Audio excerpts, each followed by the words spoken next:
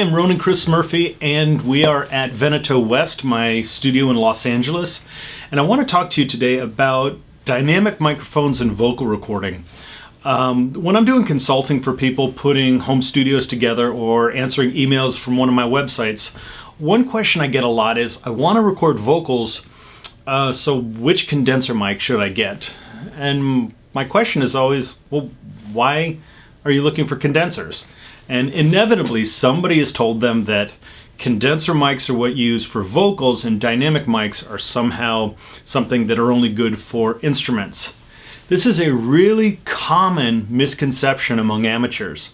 And many times I'll talk with people about a record I just did and mention, oh yeah, I use this dynamic microphone on the album for the lead vocal. And they'll look at me like I've grown a second head or something. And this is usually just with the amateurs, and you mention that to another experienced engineer, they'll just go, oh, I'm glad that worked out for you. This is no big surprise.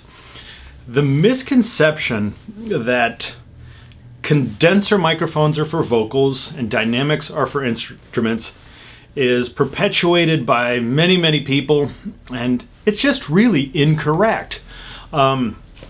So many times I'll speak with people about using dynamic microphones for vocals, and they'll say, oh, that might be okay for a demo, but I want to do a real production. I want it to sound good, And I'm like, well, that's okay. Maybe the dynamic microphone is the right microphone for you. And they're like, yeah, but, they would never use that on like a big record. And I say, well, okay. Let's talk about a few artists that I consider kind of big. U2.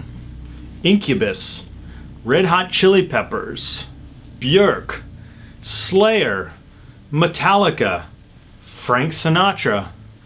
And there's this little guy, did an album called Thriller, Michael Jackson.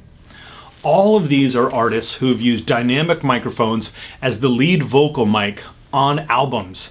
And according to legendary engineer Bruce Swedien, who recorded the Thriller album, yeah, indeed, dynamic microphones on quite a bit of the lead vocals on the Thriller album, one of the biggest selling records in the history of recorded music. So, I think Michael Jackson and U2 count as kind of big. And according to the producer from many of the U2 records, most of the vocals from the last 20 years of U2 records, dynamic microphones. And in that case, Shure Beta 58 is what I've heard from the U2. One of the most popular ones you find being used is this. It is the Shure SM7. This is just a windscreen that comes on it. You can get a better look without the windscreen there to see what it's used a lot. This is an extremely common mic to use on lead vocals for rock, pop, blues, folk. And the thing about it is, this actually has very good rejection, as does something like a SM57 or a EV RE20.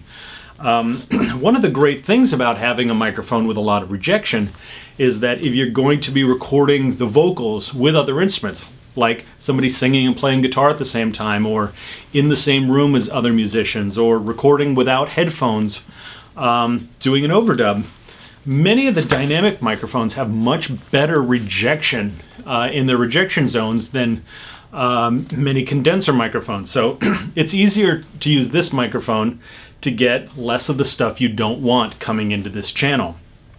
But beyond that, many times the dynamic microphone is just the better sounding microphone for various singers.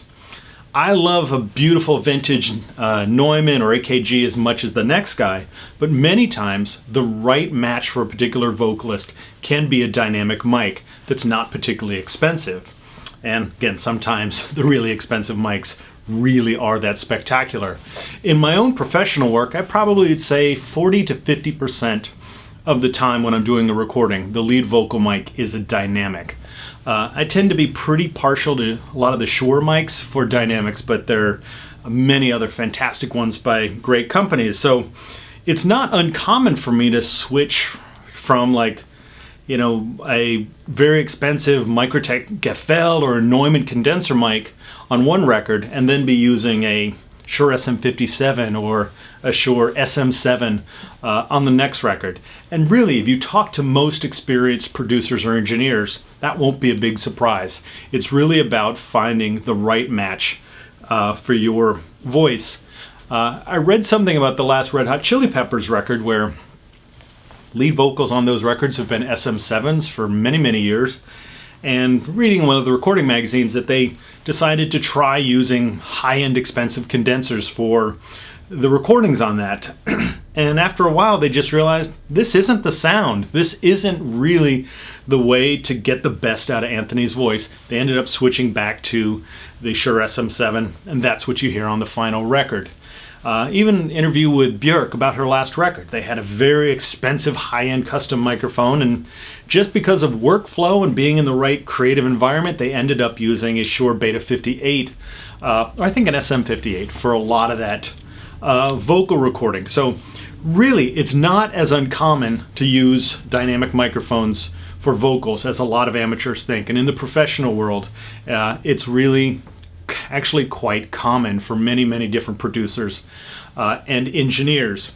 One last thing about microphones and vocals, and this isn't necessarily about dynamics, but if you have a few microphones laying around your home or professional studio and you're trying to pick out a vocal mic, spend a little bit of extra time to try the full range of what you've got, because there's a lot of surprises.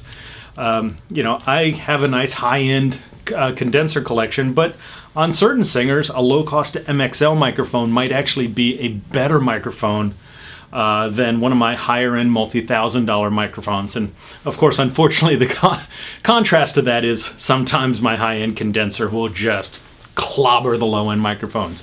But it's really important to try all the mics you have when you're trying to find just the particular right match for a certain vocalist, because sometimes you get these really happy surprises and the lower cost microphones can actually sound better than the high cost ones. And again, sometimes the high cost ones are just perfect. So that's it. If you want to see some more videos about recording, again, Hunt Around Musician's Friend website. There's a lot of content here, and you're also welcome to come by my website, which is ronansrecordingshow.com. We've got a lot of videos there, and also there is a beginner's video section at homerecordingbootcamp.com, which are the recording workshops that I teach. So stay focused on the music, keep it simple, and the rest should take care of itself. Good luck.